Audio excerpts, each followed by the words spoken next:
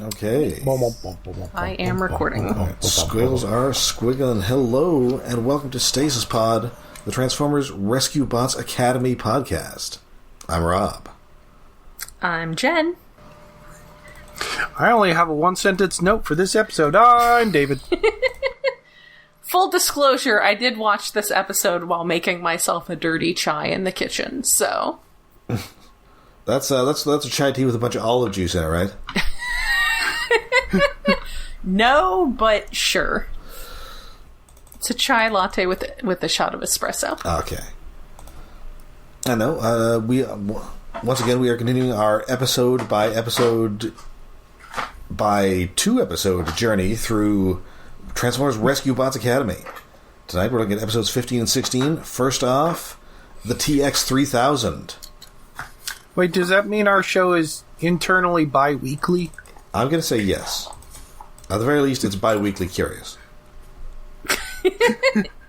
Fair. But yeah, the TX3000, which I think that was the name of the bad guy in that third Terminator movie, the one that was Kristanna Loken.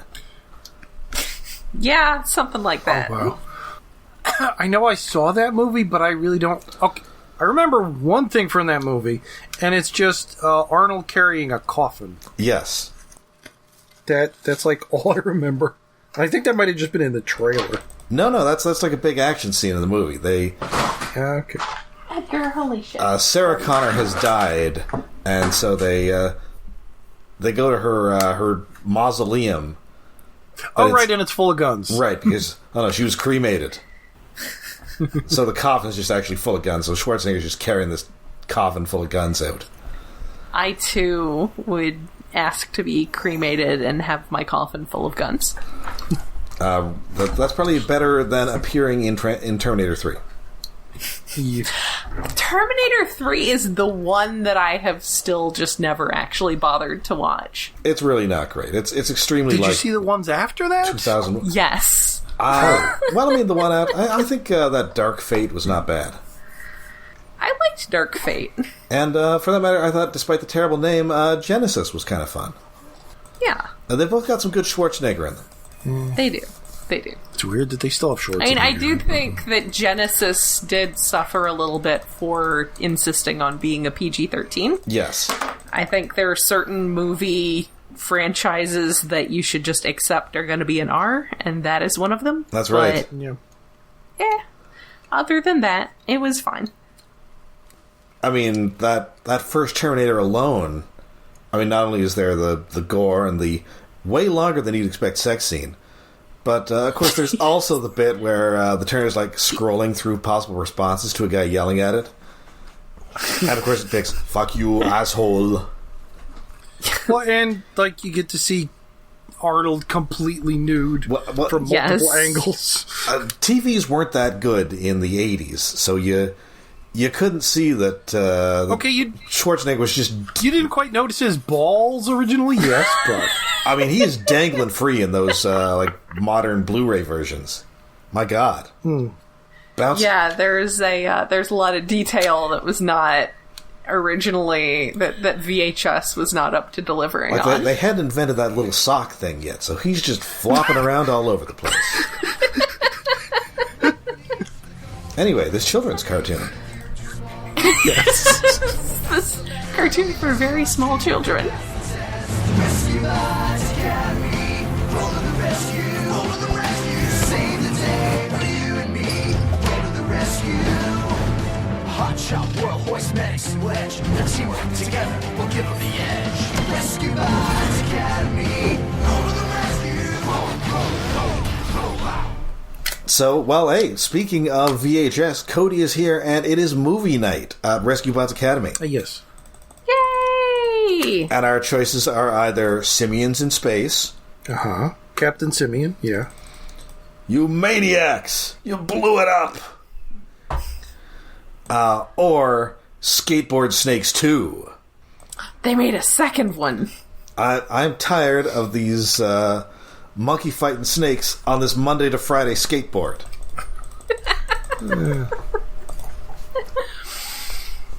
I will still, to this day, argue that the song from Snakes on a Plane was an absolute banger. Had a song? Yeah. Yes! By Cobra Starship. I will find this for you later. I mean, unless we want to do an entire side that's just listening to that song, which I would not be opposed to, but everyone else would. Let's just say that, I'm ready for it. Come on, bring it. But no, we can do that. We can do this later. Instead, I believe, was it Medics wants to watch, The History of Tourniquets? Yes. This thrilling... I mean... tourniquets are an entire concept and principle that would not be present in Cybertronian medicine, so that's probably fascinating. That is a good question. Because even if you had, fluid loss, you can't, squeeze the part because you're not squishy, you're made of metal. I mean, I guess you could, compress a tube? Sort of? You just have to, cap off the end, which is a completely different concept. Yeah. Or, you can use, one of those, when I get my blood taken, they use, a heat thing to sort of seal the tubes. Oh. They didn't do that when they took my blood. Ah. Oh. That's way cooler than my blood taking has been. No, I'm a regular donor. But, they sort of, once they've taken everything out of your arm, they sort of use a thing that sort of seals the tubes with heat so they can, discard everything and just get the blood bag. Huh. I guess generally when I haven't given blood in probably 12 years, but I have had it taken for medical sampling, and so they didn't do anything that exciting. Anyway, but movie night is, in fact, interrupted because Heatwave has some good news. They're going to get some TX3000s to practice with. Oh boy! How exciting! And, this truly is the Ron Popeil device of rescue equipment. It's got an ice beam. It's got a laser. It's got a rescue net. It shoots beacons. It's kind of just the rescue version of the... It just made me think of the gun from Fifth Element. It made me think of the Decepticon hunters from Robots in Disguise. Yes. Oh, yeah, those two, yeah. It's basically just the same technology applied to rescue equipment, which seems like a good idea, honestly. I'm not criticizing that. So, everybody's excited, except for, of course, for Hot Rod, because, been there, done that. I've totally used one of these things before. I've used, 5 of them all the time. Yeah, just I had one with each hand, I had one on each foot, and then I was operating the 5th one with my butt. Totally easy. She lives in Canada. You wouldn't know her. I guess that's my problem with the premise of this episode. That any of them believe Hot Shot when he's obviously the braggart child. Yeah, sure, I've done that before. Sure, you have Hot Shot. Nobody does that. Not even Heatwave. So anyway, he's they all use these to start to try and fix some leaking fire hydrants, and Hotshot instead ends up shooting Heatwave with his, and then he ends up being chased by his own rescue beacons. And he shoots a hole in the ceiling with the laser. He's let's just say if he's used these before, he wasn't very good at it then either. No. So Heatwave says, yes, you guys get a better practice, because there'll be a test on using these in a week. There's going to be a test. Yep. So, everybody's studying, but Hotshot can't study with everybody, because he's got to go get his study cushion. Yeah, what the hell? Which, I'm not entirely sure why a robot has a cushion, but... Well, but he even picks up a cushion on a couch they have as an example. But it's not his. I guess. That's not the right one. Yes, it's not his. It's my spec. There's only one like it. Yes. But the concept of cushions for Transformers is slightly odd. I mean, it makes sense. Then again, we're also talking on Earth, in a way, But, like, it's not a normal Transformers thing. Yeah, I mean, well, generally, their spaceships and environments and everything are just all, like, hard metal. Yeah, which, in and of itself, is a little weird. Since they have beds. Maybe they're just getting used to Earth concepts. But I would think, like, with a pointy metal butt, it might be convenient to have pillows. But anyway, he doesn't come back, so finally Whirl has to go, and he is indeed hiding under some bushes. Yes. Just cradling his gun in some bushes. Relatable. I'm just thinking about Homer Simpson talking about how we're just going to hide under some coats and wait for the whole thing to blow over. Yeah. And so Whirl's like, you've never actually used one of these before in your entire life, have you? And he's like, yes. Aww. Kid. So once again we're doing Griffin Rock. We're in the danger room, and yet everybody else scores 90%. But Hotshot, despite having no idea what he's doing, hits on some real beginner's luck and scores 100. Yeah, he accidents himself into 100. Yes, it's a real Anakin Skywalker in the Battle of Naboo kind of thing here. Oh god, yeah. They're like, oh, he must actually be really good with this. Now we're going to trust him.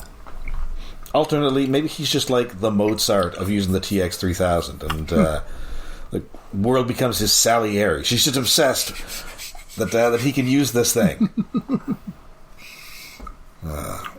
Wait, who was Salieri in that movie? F. Murray Abraham. Oh, yeah. Khonshu himself. Yeah. Khonshu. Yeah. Man, I need to do a Moon Knight rewatch. That shit was so good.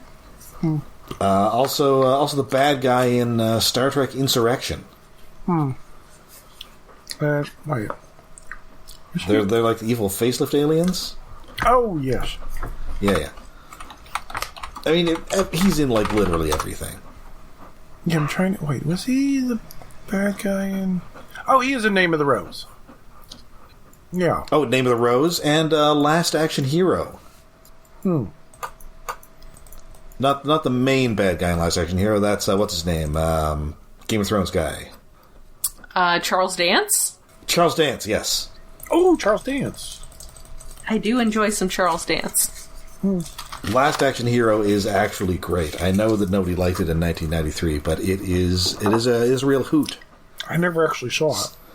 Oh, you are missing out. I saw it a few times in high school because we had a projector in the film production room and we would just use it to watch movies via projector. I don't know, I'm just talking about Schwarzenegger tonight. It's just a Schwarzenegger kind of night. It is what it is. It is. We have a TX3000, so it sort of makes sense. There is that. And also, you turn on HBO, you see the no show the White Lotus, you can see my son's butt. The wide load? What? White Lotus. Oh. Although he has the family physique, his butt is indeed a wide load.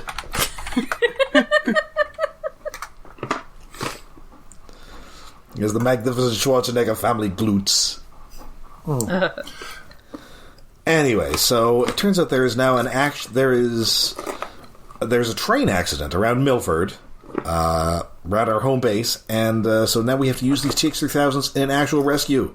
But good news for everybody who remembered that, who caught all those Robots in Disguise continuity nods a couple episodes ago, because this is indeed an automated train. Yes. Everything being automated. It's an automated train which doesn't seem to have any passengers, so I guess it's just a transport. It's like a freight train. Freight train, yeah. It's a cargo train, like in Transformers 1. Yeah. Oh, yeah. It's just full of scrap metal and possibly a couple of hobos. Yeah. They are hobos too. The big Rock Lord Mountain? So because he used his TX3000 so well, they are making him rescue leader. So he's going to lead them on this rescue, at which point he does not come up with a plan, but he does freeze the front of the train and also trap himself in his own net. Good job. Good job, Hotshot. I wonder if he is considered being good at anything. I mean, I guess he's good at sports. He's considered it, and he decided against it. Oh, this might be where my one note comes in, or it could have been at any point in this episode. You are useless, Hotshot. Yeah, that's a pretty universal statement for this episode and a great deal of the show. Yes, but they are able to get this thing work. The rest of them are able to sufficiently get this thing working. And so, we're back at the base. Hotshot finally tells Cody, yeah, I never even heard of this thing before. Obviously, I'd never used it. And Cody's like, well, it takes courage to actually admit that. Just, Go admit that to your team. Yes. So, now we're actually having a movie night. We're watching Skateboarding Snakes. Yay! World finds it's even better in 3D, although Medics finds that it's better when he closes his eyes completely.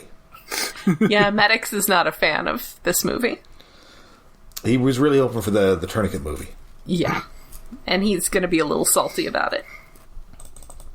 But hey, and once again, Hotshot is missing, but this time it's because he's practicing with the TX3000. That's good. That's a good change. Mm-hmm. No, why? Practicing, especially since they're sending him back to Cybertron, they were just loners. Yes. Well, I mean, I don't think he's going to break it or anything. No. Although it is Hotshot, so maybe. He might. But presumably these things are, pretty durable. Alright, and that is it for the TX3000. And that now brings us to our first extraterrestrial mission for the rescue bots. This is The Big Small Rescue. Yeah, this is some big stakes. Written by Danny Stack, last seen around these parts, writing Glitch. So, yeah, Boulder drops by, and he has a rescue for them. They're going to the rock world of Parvus. This seems high stakes for these small children. Yes. Well, and especially Parvus. You really got to vaccinate your dogs before they go there. Is that also a thing with cats? It's called panleukopenia, or panluke, but it is basically the same thing. Okay, parvovirus. Or parvovirus. Parvovirus. It's always a topic of hot conversation in the at the dog park. Oh. I mean, you should be vaccinated against it pretty early on, and then you don't have to worry about it. But, people are always trying to take their tiny puppies there. And, I do like a tiny puppy, but... Oh, yeah. That's you gotta have all the shots first. Yes, that's the whole thing with kittens, is making sure everybody's been vaccinated and quarantined until they are, and all of that. So, yeah. Yeah, don't take your tiny kitten, or don't take your tiny puppies to the dog park before they have been fully vaccinated, please. No. Don't take your tiny kitties to the dog park either. Also, just don't take... You probably shouldn't take them there, period. No, you should not be taking the tiny kittens to the dog park. That's not where they belong. Anyway, this episode, there's also a reference to, the giant moon Gigas. Was that a Cybertron reference? I think maybe, although, let's see. Or was that, Gigantian? What the hell's the name of that planet? It was Gigantian, yes. Oh. Yeah. So they get there. It is indeed a rock planet. I thought perhaps it was the planet of the Rock Lords. But no, that's, what is that, Cortex, or... Yeah, I need to, now that I have fully witnessed Challenge of the Cobots, I need to find an upload of, the Rock Lords movie somewhere. Oh man, and they didn't break it up into 5 episodes for TV? I mean, they might have, but it's not part of the main... I don't think they did. I mean, it's definitely not part of the main airing. It should have been they break it up, and then for extra time, they have a giant puppet, Leader One Head, with Jimmy Lincoln. Yes. Yes, I'm in favor of all of this. Just talking in the barren wasteland. Speaking of that, it is Boulder who takes them to this rock planet. Yes. So, thematic? Well, and of course there is another reason why we've got Boulder here, because this is an extremely Boulder kind of thing. Yeah. Yes. Because what they are there for is the Galax. We're going The to whole save a whole galaxy? galaxy? That was cute when Medics was like, we're going to save the whole galaxy? No, they're going to save the Galax. It is indeed just a tiny plant that grows in, I guess, this single cave that is starting to collapse because of rock quakes. I am choosing to believe that this is Botanica's people. Maybe. It is sort of like her alt mode, kind of. I mean, it's vaguely human-ish looking. Plant thingy with a flower head. Although, I unfortunately, at no point in Beast Wars do I remember her spraying goo on anybody. Sadly, no, but she totally should have. She totally should have had some goo that she could spray at people. Yeah. That would have made everything better. It does sort of look like a more colorful dancing baby Groot in a pot. It does sort of look like some sort of novelty decoration. And unfortunately, because of the instability of this planet, they can't transform. Which seems odd, but I guess, sure. Okay, then. We can have big, stompy robots, but not tires. Well, they can't have too big a stompy robots, because that's why Boulder can't assist them with the whole mission. Yeah. Because Right. he's too big. And it's just on this tiny ledge. They're trying to get to this ledge. It's, Whirl can't fly over there. Hoist tries to use his water blasters on it, which does not work. Wedge tries to dig it up, and then he gets sprayed with goop. Well, yeah, because the little plant is very aggressive. I mean, it's not Yes. that aggressive. It's just a tiny bit spicy. It just doesn't know what's going on. Yeah, I don't want to move. There's these big things tromping around in here in my fragile cave. I'm all alone in the world. It's a real spicy bean. Yeah. Aw, it's a bean because it's a plant. So they realize, we're smaller than Boulder, but we're still too big, and our tools are all too big, so we have to make tiny tools. Yeah, which begs the question, why didn't they just get the humans to come here? I guess so they weren't crushed by rocks. Maybe there's no oxygen. Yeah, I guess we did. Oh, yeah, there may not be atmosphere. Yeah. Yeah, or it might be like poisonous or something. Yeah. So Hoist is able to make these tiny tools. They have some tiny tool adventures. Which is basically just a tiny fan and a tiny shovel. Yes. Which does make me think there was a famous Canadian mining disaster at Giant Mine, and then they made a TV movie about it in the 90s. And then the satirical Canadian program, This Hour is 22 Minutes, made a spoof of it called Tiny Mine, which was about a strike at a mine the size of like a small hole in the ground. Nice. Well, a hole in the ground could be any size if you just keep digging. Just go in your backyard and start digging. So yeah, they keep having cave-ins. They can't get out. So finally, Wedge is able to dig them out with his construction vehicle mode. Only for Werrell to fall in a sinkhole. But luckily, she is saved by the goop. Because she's carrying the plant, the Galax, it just squirts all over the inside of this sinkhole, saving them. Yes. Botanica should have been able to shoot purple webbing. So they finally get to Boulder, and of course, this, obviously Boulder is the guy who is the big nature lover. So they take this thing back to Earth. They put it in a terrarium, and hey, they get a second one. It sprouts an offspring. It buds. It buds a little baby plant that has a cute little face. These things do have cute little, big round alien eyes. Yeah. Yes. Well, the part of the day, it kind of feels like, okay, there was only one on this planet, stuck inside a rocky cave, and there's earthquakes and tremors everywhere, and it's the last one in the universe. It kind of feels like this planet was locked away for being evil. And they just unleashed a horror No. that some previous civilization buried. Well, I will note that this plant is going to appear in a future episode. Oh, And that future episode is called Little Plot of Horrors. Oh no! Yes! Oh no!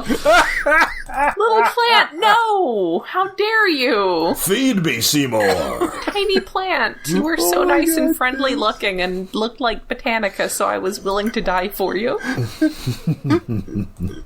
Little Plot of Horrors. You can't do that. It's not right. When you introduce a plant creature, you must do plant creature things with the plant creature. You must do plant creature stories with the plant creature. Yeah. That's right. I mean, it's either this or you gotta blind everybody. Oh, wow. Okay. I just thought of a crossover toy we need.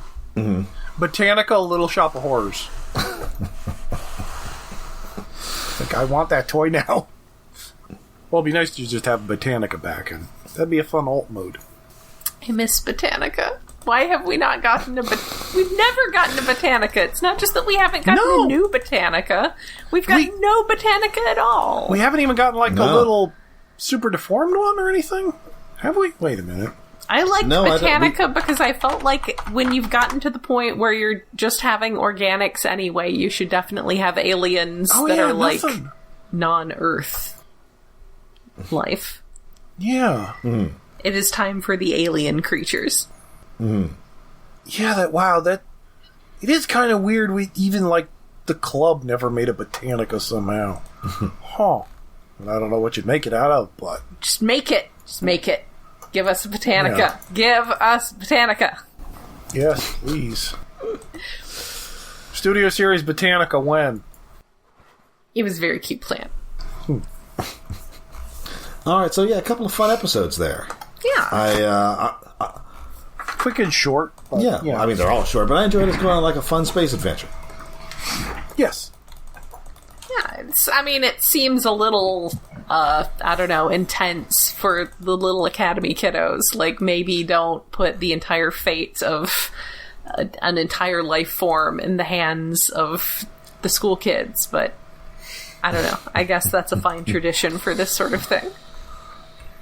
They had training simulations in a lava cave. It's fine. There was no lava this time. There wasn't even lava. It wasn't even that dangerous. Yeah. Well, that does it for next week. For this week, we'll be back next week with more Transformers Rescue Bots Academy action. Until then, we are all over the net. We are on Twitter, Facebook, Mastodon, Blue Sky, and we have a Patreon. Yes, we are hosted on iaconunderground.net, where we have a Patreon set up to help with hosting and other expenses at patreon.com/iaconunderground. For as little as $1 a month, you can listen to our catalog of super fun monthly specials. They're always a lot of fun to record, and hopefully they are also super fun to listen to. Have we picked something for March yet? I feel like we were talking Daredevil. We have not. There are some Spider-Man episodes with Daredevil. Yeah. We do love a chance to watch some 90s Spider-Man episodes. Yeah, that'll do. Like Morbius. Felicia, you're tearing me apart. Yeah. I'm sure Daredevil is not nearly as funny as... No, he's just, he's Edward Albert. Eddie Albert? Eddie Albert's son. Oh. Although, would you believe that Eddie Albert was also on the 90s Spider-Man cartoon? As who? The Vulture. Oh! Yeah, that makes sense. Cool. No, that two-parter, as you might expect, also has a lot of the Kingpin. Okay, and we are getting some Kingpin action, as we have been teased. Oh, that's right. Yeah. So... Oh, we get to do D'Onofrio impressions. Yay.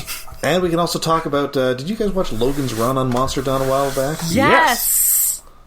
Because Roscoe Lee Brown, who plays the Kingpin, has a very memorable role in Logan's Run. He does! He also has a very memorable role in Visionaries Knights of the Magical Light. Oh, that's right. Which I may have to get back to talking to now that we've got smaller episodes, and also, like, my life is not completely being upheaved. I'm not having to move and also just panic about moving all the time. My the creepy robot. The recently established collectibles shop back in the town I just moved away from, they are doing some growing, which is pretty exciting because they started out as just a couple booths at the flea market. And the flea market closed and they opened, and now they're getting a bigger store. So they are moving, and I went to visit them this weekend and was like, yeah, hey, it sucks, doesn't it?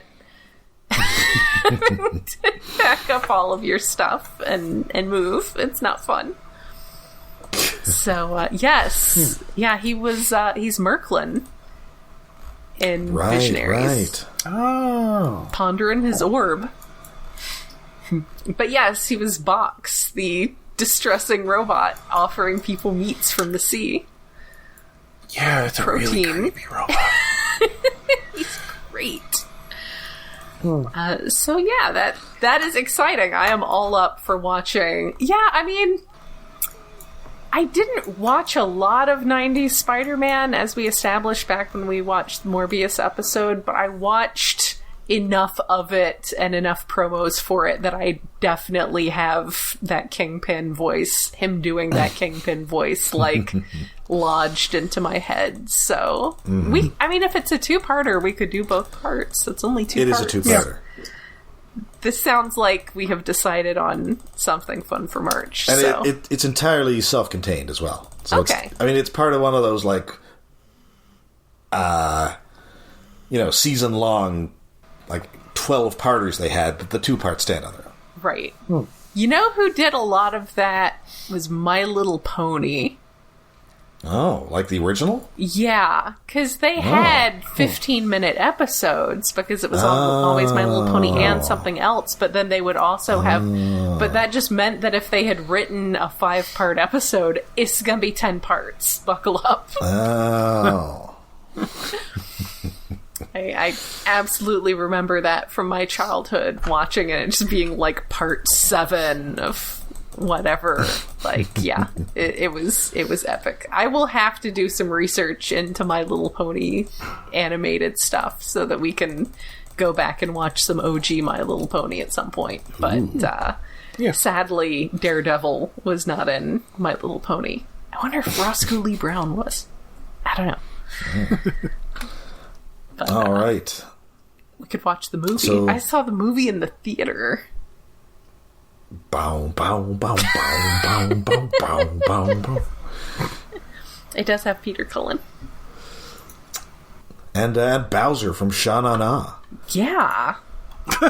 Yeah. So we will be back next week when we do a little cheerleading, and we finally get a team up with the 4th OG Rescue Bot. Yes! My boy! My best boy! My favorite boy! I was hoping he would be the one hosting movie night. Oh, that's right. But sadly, I guess we will just have to wait just a little longer. Hopefully it's worth it. I'm sure it'll be worth it. All right, so until next time, I'm Rob. I'm Jen.